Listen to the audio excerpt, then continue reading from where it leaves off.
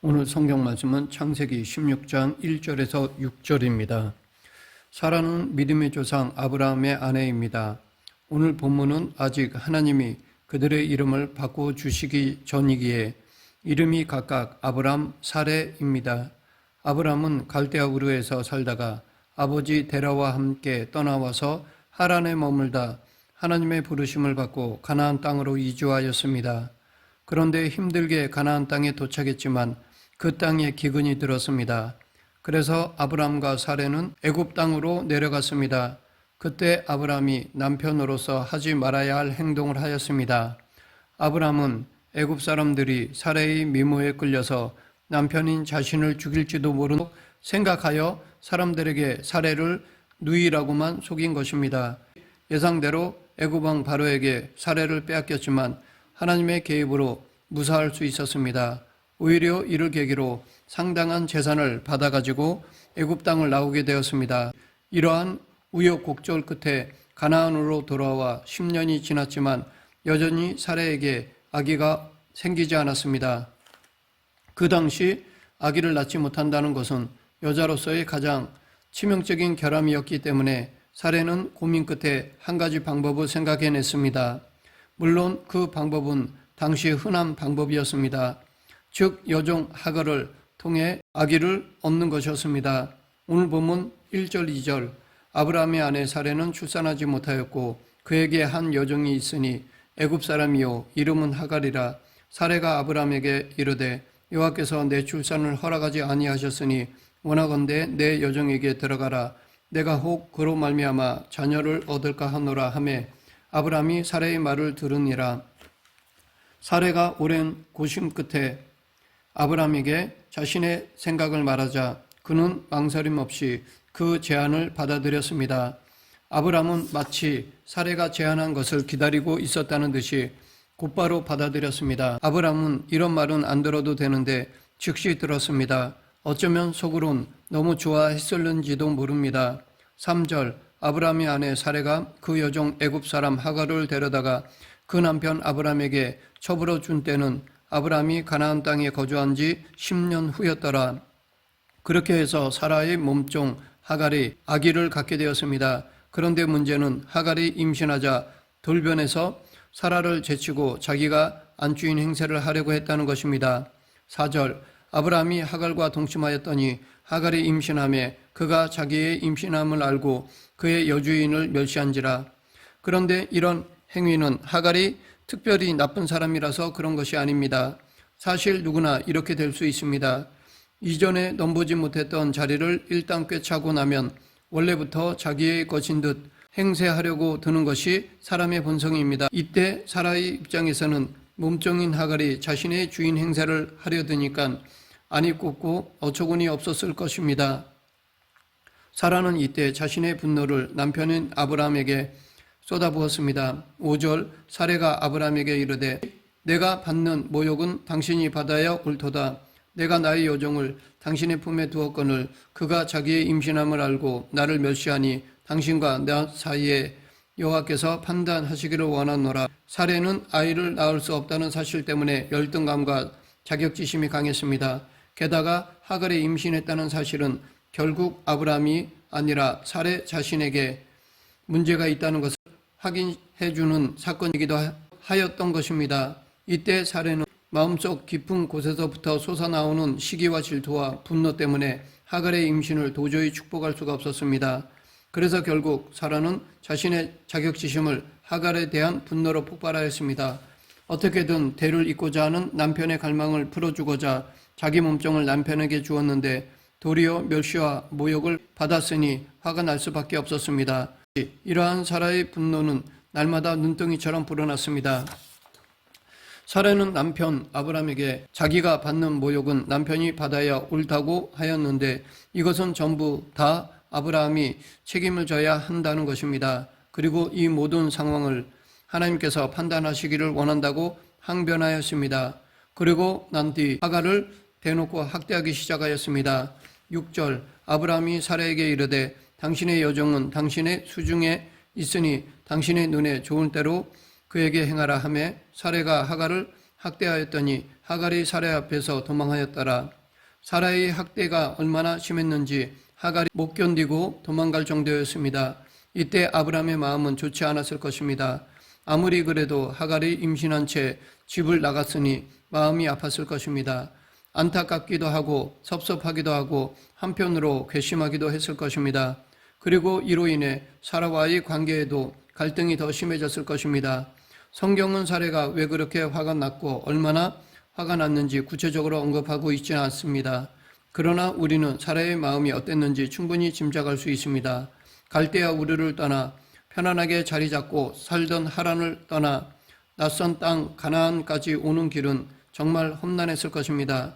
게다가 기껏 도착했더니 기근이 들었고 그래서 더 남쪽으로 가다가 도착한 애굽에서는 남편 때문에 바로 왕에게 농락당하는 위기도 겪었습니다. 그때 남편은 위기에 처한 자기를 구해주려고 노력하기는커녕 가만히 있었고 하나님이 개입하여 구해주셨습니다. 그런데 오히려 그 일로 바로 왕에게 큰 재물을 받아서 재산이 크게 늘어나서 나온 남편을 볼 때 신뢰가 떨어지는 동시에 서운한 마음이 일어났을 것입니다. 그렇게 부족한 남편이었지만 그래도 대를 잇기 위해 자신의 여종 하갈까지 주었습니다. 그런데 자기에게 돌아온 결과는 멸시와 모욕이었습니다. 하지만 그런 상황에서도 남편은 이 문제의 해결을 위해 아무것도 안 해주었습니다. 이 모든 사건들을 통해 아브라함은 인간적으로 보면 참 무능하고 비겁하고 우유부단한 사람이었음을 알 수 있습니다. 아브라함은 그 후 창세기 20장에서 한 번 더 사라를 아내가 아닌 누이로만 속여 곤란에 빠뜨리게 하였습니다. 그럴 왕 아비멜렉에게 또다시 아내를 빼앗길 뻔한 것입니다. 그때도 아브라함은 재산을 단단히 챙기긴 했지만 애굽에서 호된 경험을 하고도 배운 것이 전혀 없었고 전혀 바뀌지도 않았습니다. 하나님이 아브라함을 아브라함으로 이름을 바꾸어 주셨지만 그의 속사람은 바뀌지 않았습니다. 사라는 그러한 아브라함이 신뢰가 가지 않았을 것입니다. 그리고 남편이 믿는 하나님에게도 신뢰가 가지 않았을 것입니다. 사라의 마음속에 쌓인 분노는 학대를 넘어 마침내 하갈을 내쫓는 상황까지 이르게 되었습니다. 이렇게 자신의 내면에 상처가 있고 분노가 쌓이면 타인과의 관계는 정상적으로 지속되지 않습니다. 마치 시한폭탄을 안고 있는 것과 같습니다. 언젠가는 파국으로 치닫게 되어 있습니다. 사라의 분노는 하갈에 대한 학대로 드러나고 하갈은 결국 사라의 곁을 떠나 도망쳐야 했습니다. 오늘 본문에서 사라의 분노에 주목할 이유가 여기에 있습니다. 왜냐하면 이 분노는 인류 역사의 가장 뿌리 깊은 갈등의 원인 중 하나로 자리 잡았기 때문입니다. 두 여인 사레와 하갈의 갈등은 그들에게서 태어나는 이삭과 이스마엘의 갈등으로 이어지고 오늘날 이슬람과 유대교 그리고 기독교와 이슬람의 갈등으로까지 이어지고 있기 때문입니다. 한편 이 상황을 하갈 입장에서 보면 어떨까요? 주인 사레의 명령에 따라 아브람 어르신과 동침해 아기를 가졌는데 감사하기는커녕 오히려 사레에게 학대를 당하고 결국 집에서 쫓겨나게 되었으니 억울하고 기가 막힐 것입니다. 그런데 놀랍게도 하나님은 그런 하갈을 만나주시고 집으로 돌아가게 하셨습니다. 그래서 하갈은 다시 아브라함의 집으로 돌아가 이스마엘을 낳았습니다. 그로부터 몇 년이 흐른 뒤 마침내 사레가 이삭을 낳았습니다. 아브라함의 나이 100세에 얻은 아들이었습니다. 하나님은 이미 아브라함의 이름을 아브라함으로 사레의 이름을 사라로 바꾸어 주셨습니다. 큰 아버지인 아브라함에서 열국의 아버지인 아브라함으로 나의 공주인 사레에서 모든 사람의 어머니인 사레로 복을 내려주신 것입니다. 그러나 이미 살펴본 것처럼 아브라함이나 사라는 그런 이름을 가질 자격이 없습니다. 이들은 그 이름과 전혀 어울리지 않았습니다. 아브라함은 아내를 보호하기는커녕 도리어 위험에 빠뜨리는 못난 남편이었고 사라는 하나님을 신뢰하지 못하고 자기 마음대로 다른 여자를 통해 아들을 얻겠다고 계획했다가 오히려 하갈과 그 아들 이스마엘과 갈등하다 냉정하게 쫓아낸 아내였습니다. 그런데 그러한 아브라함과 사라인데도 하나님은 믿음의 조상이라는 놀라운 은혜를 베푸셨습니다.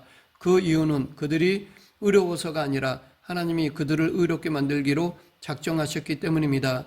아들을 얻고 사라는 그 이름을 웃음이라는 뜻의 이삭이라고 지었습니다. 너무 좋아서 웃음을 감출 수가 없다는 의미입니다. 그런데 얼마 안 가서 또다시 집안에 문제가 발생하였습니다. 이스마엘이 이삭을 놀리며 조롱하는 것을 사라가 보았고 그에 분노하여 하갈과 이스마엘을 집에서 쫓아내는 사건이 벌어진 것입니다. 이때도 아브라함은 적극적으로 나서서 이 문제를 해결하려고 하지 않았습니다. 그는 단지 당신의 종인이 알아서 하라고 분노한 사라에게 모든 문제를 맡겨버렸습니다. 그렇게 아브라함의 무책임한 태도에도 불구하고 하나님은 이스마엘 역시 아브라함의 아들이기 때문에 한 민족을 이루도록 복을 주셨습니다. 이때까지만 놓고 보면 아브라함은 참 비겁한 사람입니다. 그는 무책임한 남편이고 신실하지 못한 아버지입니다. 이렇게 남편이 남편답지 못할 때 아내의 내면에 화가 쌓이고 아버지가 아버지답지 못할 때 분노가 폭발하게 됩니다. 해소되지 않은 분노는 마음속에 차곡차곡 쌓이다가 시간이 지나면 급속히 팽창하여 결국 폭발하고 맙니다. 그런 분노를 우리는 흔히 화병이라고 부르는데 이것은 그 사람의 내면의 질서뿐 아니라 밖으로 드러나는 삶의 질서까지 무너뜨리게 됩니다. 아버지의 무책임함은 어머니의 가슴에 화병을 만들었고 그것이 가정마다 크고 작은 한으로 서려 한국 사회에 쓴 뿌리를 남겨놓았습니다. 본문에서 갈등의 원인을 제공한 사람은 사레입니다. 잉태하지 못한 것도 사레였고 아들을 주시겠다는 하나님의 약속을 믿지 못하고 여종을 통해 아기를 얻겠다는 인간적인 생각을 한 것도 사레였습니다. 그런데도 사레는 도리어 남편과 여종에게 화를 냈습니다. 임신한 하갈을 돌보거나 책임지지도 않았습니다. 14살의 어린 이스마엘을 데리고 집을 떠나야 했던 하갈의 입장을 생각해 보면 그때 앞이 캄캄하고 앞으로 어떻게 살아가야 할 것인지 막막하고 기가 막혔을 것입니다. 사실 하갈도 그렇게 나이가 많지 않았을 것입니다. 아마도 이때 약 30세 정도였을 것입니다. 하갈 입장에서는 모든 일을 계획하고는 그 책임을 자신에게 돌리는 사라도 미웠겠지만 뒷짐지고 반감만 하는 아브라함이 더 미웠을 것입니다. 그러면 사라의 분노의 근본적인 원인이 무엇일까요? 피상적으로는 자기 개인적인 속상함이었겠지만 그 근본적인 이유는 바로 하나님을 믿지 못한 것이었습니다. 하나님의 말씀을 신뢰하지 못해서 하나님의 기준이 아니라 내 기준으로 살고 그러다 보니 분노가 생긴 것이었습니다. 이런 이유에서 발생한 분노가 결국 관계를 파탄에 이르게 했고 나아가 오늘날 심각한 중동 분쟁으로까지 발전하게 된 것입니다. 이렇게 그녀의 분노의 근본적인 원인은 하나님을 신뢰하지 못하는 데 있습니다. 하나님을 믿지 못하니까 하나님의 기준을 거부하고 내 기준으로 판단하였던 것입니다. 그러다 보니 당연히 내가 내린 판단에 동의하지 않는 사람들도 생기게 되고 바로 그런 사람들을 향해 나오는 감정이 분노였던 것입니다. 결국 분노란 내 마음대로 되지 않으니까 마음속에서 올라오는 상한 감정입니다. 그런 분노는 결국 어느 시점이 되면 다른 사람들과의 관계에 파탄을 가져오고 더 나아가 집단적인 대립과 갈등이 전쟁으로 발전하기도 합니다. 성경에 보면 하나님의 약속들이 나옵니다. 그런데 그 약속의 성취를 보면 하나같이 하나님의 약속을 붙드는 사람들을 통해서만 그 약속이 이루어졌습니다. 그러하기에 성경을 읽을 때 가장 먼저 할 일은 내 생각을 내려놓는 것입니다. 우리가 내 생각을 잠시 중단하고 말씀으로 기준을 삼을 때 하나님의 약속을 붙들 수 있습니다. 우리는 하나님의 자녀이며 하나님을 믿고 따르는 사람들입니다. 그럼에도 불구하고 자기 생각과 판단을 버리지 못하고 그것을 주장하게 되면 오늘 본문에 나오는 사례처럼 인간적인 궁리를 하게 됩니다. 그렇게 되면 그로 인하여 분노할 일이 생기며 결국 평생 철회하지 못할 분노를 쌓게 됩니다. 아람 민족은 이스마엘의 후예이고 유대인은 이삭의 후예입니다. 이 두 민족은 지금도 원수지간으로 지내고 있습니다. 만일 아브라함이 남편으로서 아내 사라를 충분히 사랑하며 처신을 잘했다면 하갈이 감히 사라를 모욕하지는 못했을 것입니다. 그랬다면 사라도 이스마엘을 자기 자식처럼 돌보고 키웠을 것이고 오늘날 중동의 분쟁도 없었을 것이며 아마도 인류 역사도 달라졌을 것이라 생각합니다. 그러나 놀라운 것은 분노의 열매가 수없이 많이 맺힌 역사 가운데서도 하나님은 구원의 역사를 이루어 가신다는 것입니다. 하지만 이후 세대들이 그 열매를 따먹으며 고통을 겪게 되는 것도 사실입니다.